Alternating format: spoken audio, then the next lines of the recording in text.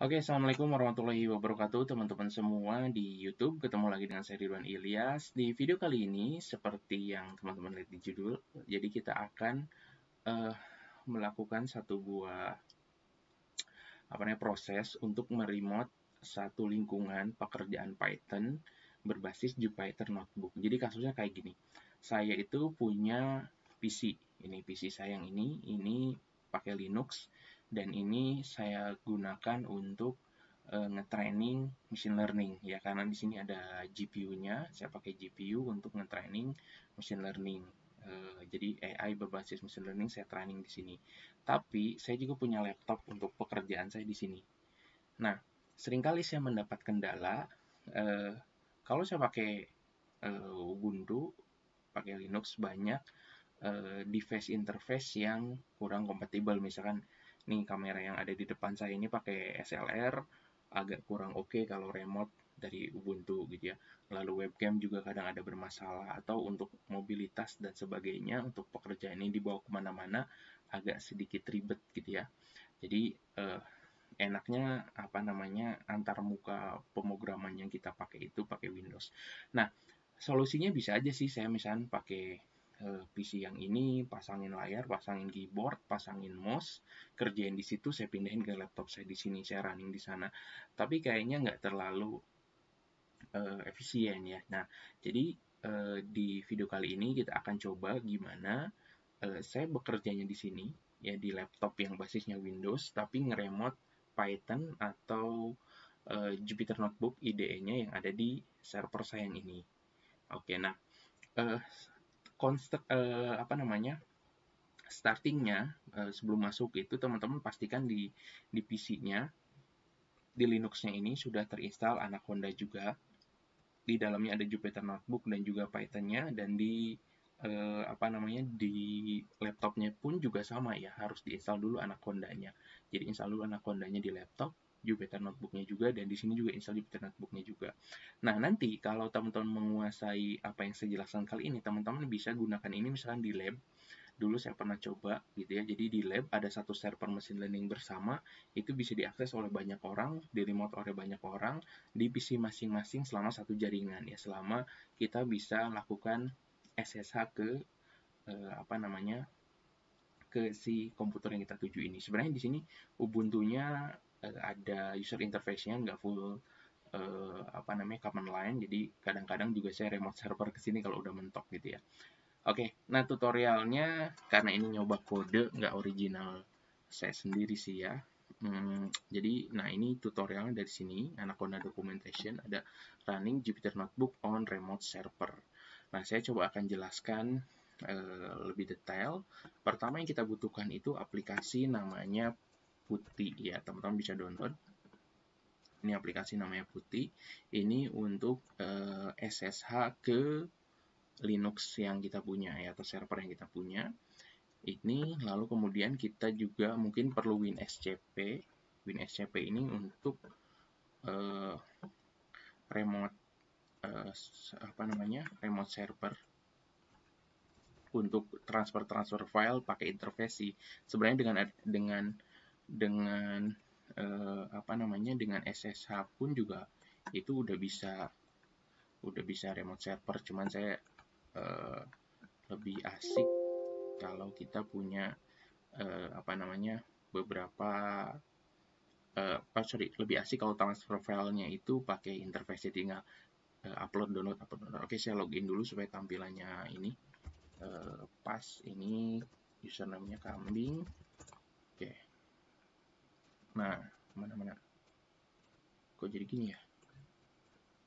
Oke, sorry, kita close dulu. Oke,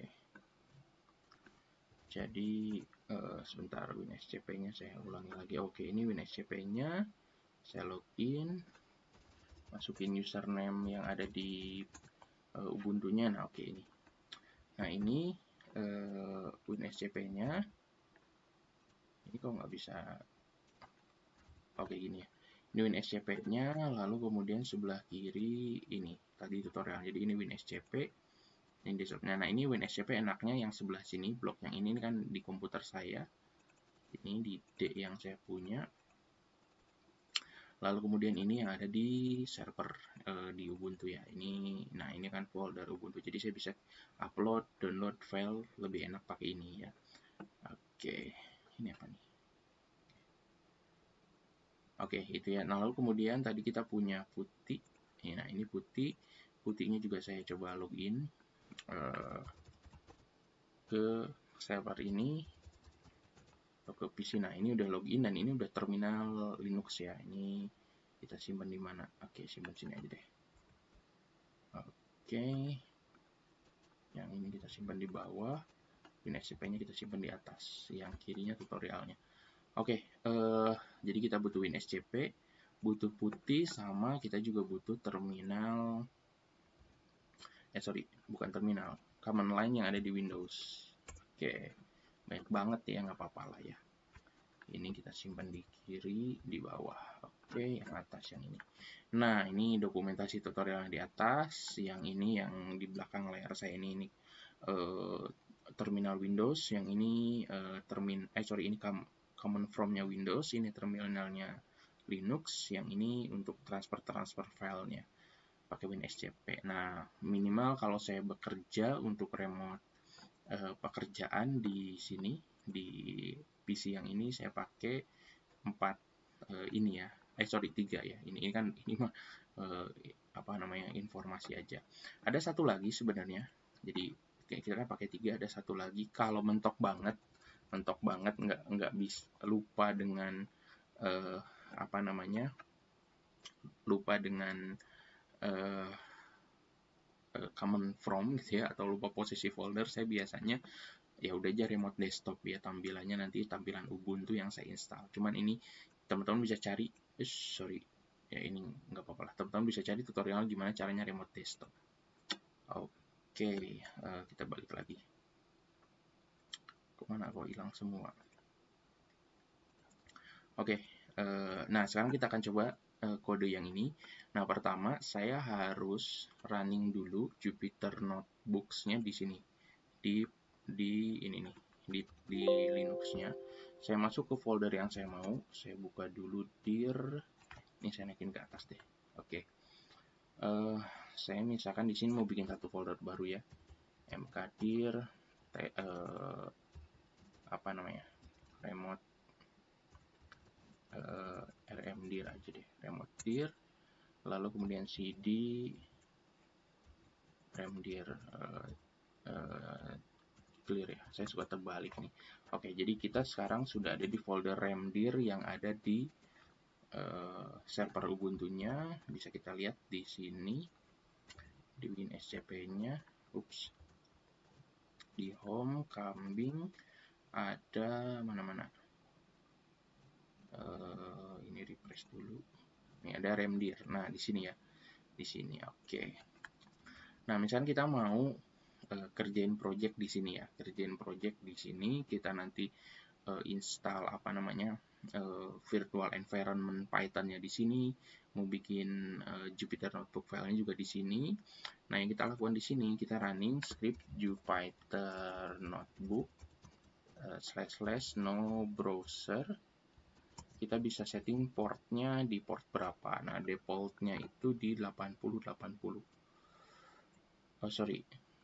Kalau nggak salah defaultnya 8888 ya, kalau nggak ditulis portnya jadi 8888. Oke, nggak masalah, running aja Jupyter Notebook no browser, kita running. Nah, dia ada di port ini nih, localhost 8888. Oke, udah. Jadi Jupyter Notebook-nya udah jalan di servernya, di Ubuntu-nya. Nah, sekarang yang perlu kita lakukan adalah kita lakukan SSH dari command from window nih yang di belakang saya ini. Ini kita naikin ke atas dulu. Oke, di sini aja deh. Saya suka lupa ininya, teksnya. Nah, di sini bisa posisinya boleh di folder manapun ya. Boleh di folder manapun, nggak mesti di folder project yang kita mau. Karena ini posisinya di laptop kita. Nah, tinggal ketikkan aja yang ini, ssh/l, lalu portnya 8080. Nah, 8080 di sini tuh 80 yang nanti akan dibuka di browser laptopnya, di Windows-nya. Lalu /2 localhost titik 2 lagi port yang aktif di servernya. Tadi portnya yang aktif 88888888. Lalu username di apa namanya? Di PC saya kan kambing, nama usernya @ip-nya 192.168.1.10. Tentu teman-teman harus cek dulu ya IP dari si PC teman-teman atau server teman-teman itu berapa. Ini PC saya setting 1.10. Oke, setelah itu kita enter aja. Mana nih? Oke, dia minta password usernya.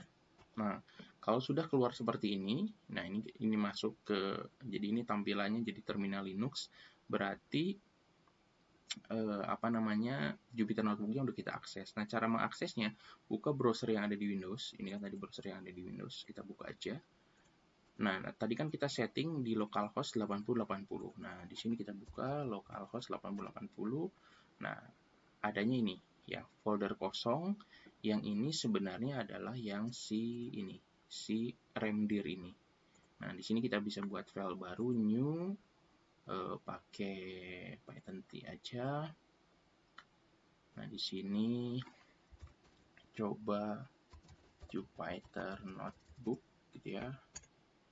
Lalu di sini print aja. Print halo semua gitu, kita enter. Lalu kita save. Oke, nah udah kita save. Nah, ini file ini itu adanya di server. Jadi kita bisa lakukan sesuatu itu di sini. Ya, caranya misalkan coba coding yang lainnya. Misalkan cek GPU TensorFlow, kita cari tutorialnya. Oke. Mana caranya? Oke, ini kita jangan yang ini deh. Jangan yang ini. Oke. Oke, nah ini coba yang ini ya.